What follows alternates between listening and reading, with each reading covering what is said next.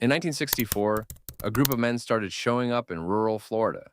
They used fake names, they took indirect routes, they paid for land in cash, leaving no paper trail. Nobody knew who they were. Local farmers sold their plots thinking the land was worthless. Swamp, mosquitoes, cheap orange groves. Some had never even seen the land they were selling.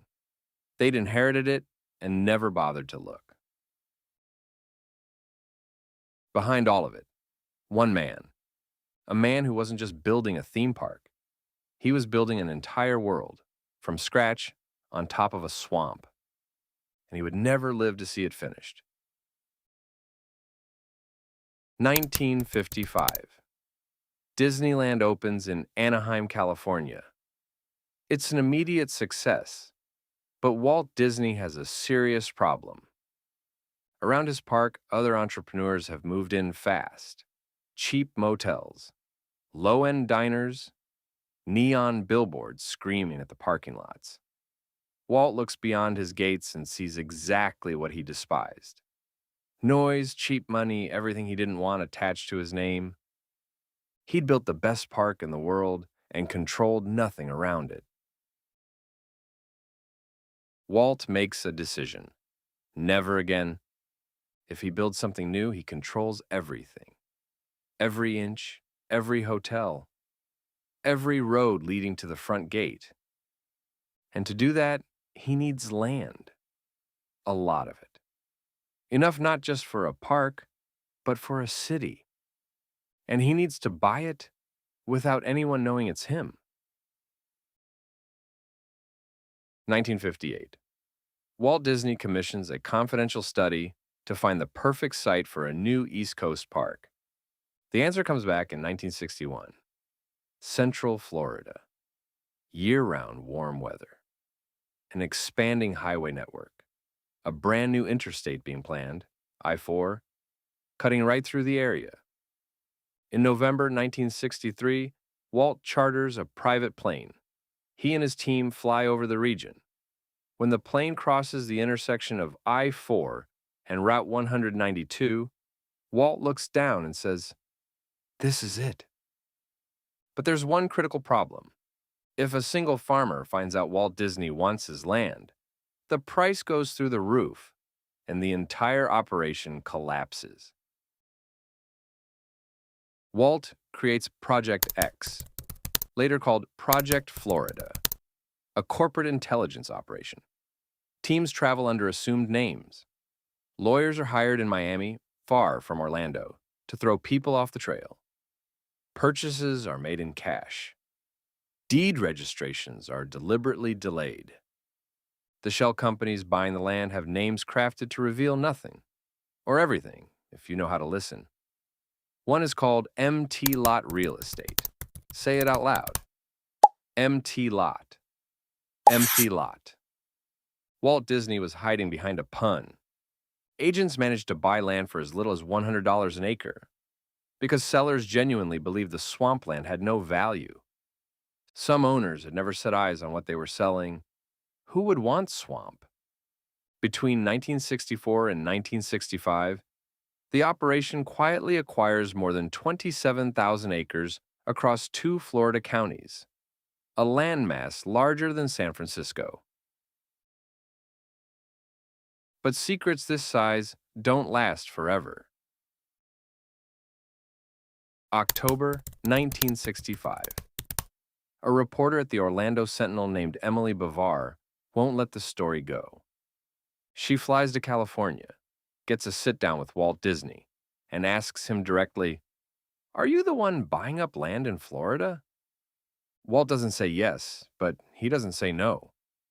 Emily returns to Orlando with her suspicion confirmed. On October 21st, 1965, the Sentinel publishes a story predicting it was Disney. 3 days later, it goes further, naming the company outright. The secret had held for 18 months, and it had worked perfectly. The day after the story ran, Florida's governor confirmed it publicly.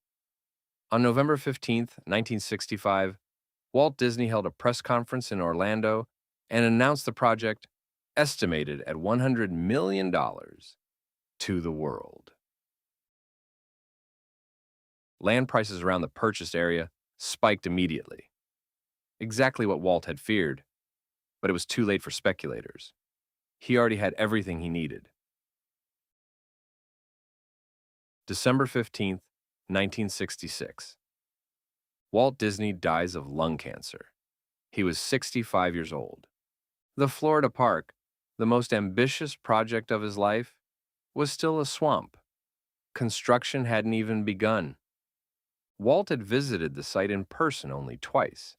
In November 1965, the day after the press conference, and again in May 1966, 6 months before his death.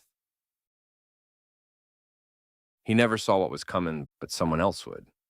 Roy Disney, Walt's older brother, takes over the company. His first act, rename the project. It would not be Disney World. It would be Walt Disney World, so that his brother's name would live as long as the park stood. Roy was 73 years old, about to retire, and he chose to stay, to deliver his brother's dream.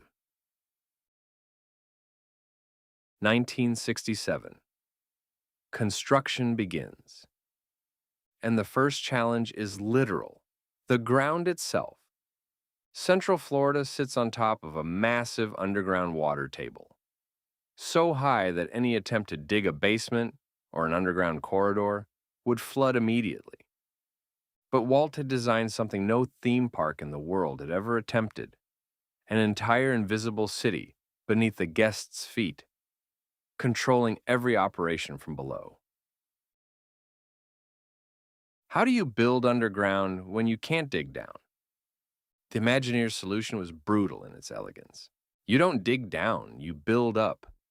Engineers construct the service corridors, called Utilidors, at ground level. Then they raise the entire park on top of them. What visitors believe is the floor of Magic Kingdom is actually the second story of a 9-acre structure. To create the elevated terrain, workers excavate 8 million tons of earth from the area in front of the park. The void left behind becomes Seven Seas Lagoon, the artificial lake that resort hotels now advertise as prime waterfront views. Below the park, a parallel city, industrial kitchens, locker rooms, offices, a 34-mile network of canals and levees to control water levels. A computer system, the DACS, monitoring every ride, every register, every audio animatronic figure in the park in real time. Tunnel walls are color-coded by themed land. Cast members move by electric cart. No delivery truck is ever visible inside Magic Kingdom. Everything arrives through the Utilidors, underground, out of sight. Why go to all this trouble? Because Walt Disney once watched a cowboy walk through Tomorrowland in Anaheim, and it bothered him deeply. The illusion had cracked, and he swore that in his next park, it would never happen. Over 9,000 construction workers build the park in 18 months. Cinderella Castle is built with forced perspective. Smaller windows on upper floors to make it look taller than it is.